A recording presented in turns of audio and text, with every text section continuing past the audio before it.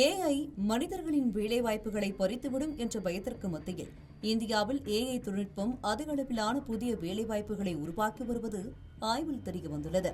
செயற்கை நுண்ணறிவு வந்தால் வேலைவாய்ப்புகள் பெருமளவில் அழியும் என்ற அச்சம் உலகம் முழுவதும் இருந்து வருகிறது. ஆனால் இந்தியாவை பொறுத்தவரை தற்போது வெளியாகியுள்ள தரவுகள் சற்று வித்தியாசமான கோணத்தை காட்டியுள்ளன. நோமுரா அறிக்கையின்படி இந்தியாவில் ஏஐ தொடர்பான பணிகளுக்காக 83,100 பேர் புதிதாக பணியமர்த்தப்பட்டுள்ளனர்.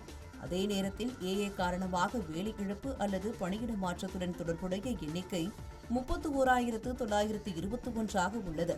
அதாவது ஏஐயால் ஒரு வேலை பாதிக்கப்பட்டால் அதற்கு மாறாக 2 வேலைகள் உருவாகியுள்ளன.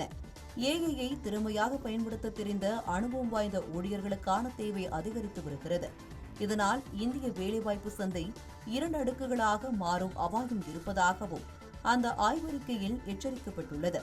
ஏஐ மனிதர்களின் வேலைகளை முழுமையாக பறிப்பதை விட யாருக்கு வேலை கிடைக்கும் என்பதையே மாற்றத் தொடங்கியுள்ளதாக இந்த ஆய்வறிக்கையை கண்ட பலரும் கருத்து கூறி வருகின்றனர். தமிழ் ஜனம் சேனலை சப்ஸ்கிரைப் பண்ணாம பார்த்துட்டு இருந்தீங்கன்னா மறக்காம சப்ஸ்கிரைப் பண்ணிடுங்க.